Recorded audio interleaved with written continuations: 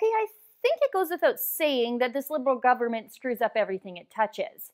But I have to show you this latest Liberal flub. It would be hilarious if it weren't so embarrassing on an international level. Here's the background. Canada is hosting a 2-day UN Defense Ministers meeting in Vancouver, starting November 14th of this year. The meeting is looking at ways to prevent conflict, protect civilians, and ensure soldiers and police officers on peacekeeping missions have the proper training. Sounds good. Sounds excellent. All very, very important stuff. Oh, but don't get too excited though. It's also chock full of your typical UN garbage, like increasing the number of female peacekeepers and incorporating gender perspectives into military operations. Good God, what does that even mean? Anyway, one would think the Liberals would be all over this meeting since they are, the party of gender quotas.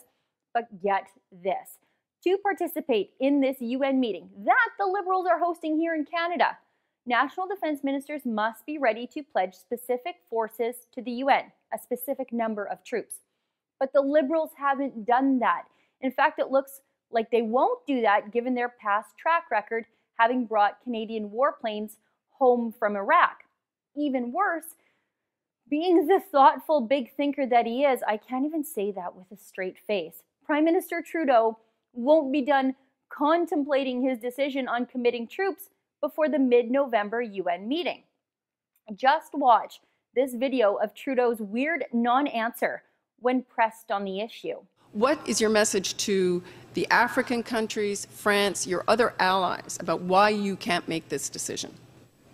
Canada engages regularly with a broad range of allies and friends around the world, and whether it's African countries or G7 allies like France and others, know that Canada is serious about stepping up, about doing the right things, of being a positive actor on a challenging world stage. We have a broad range of strengths and abilities that have multiple potential uses, and the choice of how to best help is what we've repeatedly said through the election campaign and since we are focused on.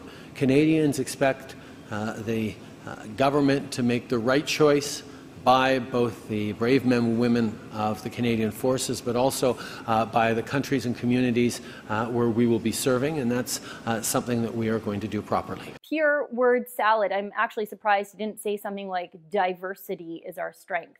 Now look at this clip of Harjit Sajjan, our defense minister, talking about the success of Canada's fight against the Islamic State, what he calls Daesh, to avoid saying the word Islamic. Here. Our allies want to make sure that we make a responsible decision, that when we contribute as a nation, a whole-of-government approach, that we're actually going to have an impact on the ground. That's what we're committed to do. We've done that with previous missions. We have a significant impact, especially when it comes to our contribution to the fight against Daesh, and even our commitment that we've taken with NATO as well. This is a very complex mission. Our re-engagement on peace support operations, our Prime Minister has said repeatedly that Canada is committed to peace support operations, but we want to make sure that we make the right decision and have the impact on the ground. Now, what on earth is Sajjan talking about? As one of Trudeau's first acts as Prime Minister, he called our warplanes home. Those warplanes were acting as the Air Force for the Kurds who were pushing back against the Islamic State on the ground. And we just packed up and went home to leave them to fight against a genocidal evil all on their own. But like a typical Liberal, Sajjan is taking credit for something he didn't do. Of course, this waffling is annoying the daylights out of the UN and various other allies like those in NATO. They're expressing concerns that the Liberals will not keep their promise to support peacekeeping. One UN official even said that Canada is making one promise after the other, but there's nothing on the ground, so Canada is not delivering. The Liberals bragged last year that they would be returning to a focus on UN peacekeeping missions, moving away from Stephen Harper's moral foreign policy stance, and the Liberals promised that they would commit 600 soldiers to peacekeeping operations.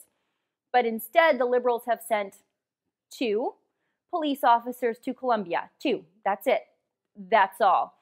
Now, lack of real action is what we get as Canadians when the Liberal foreign policy is based on platitudes and feelings and gender instead of results and morality. The UN and NATO, well, they should just start getting used to the Liberals breaking promises, like Canadians are.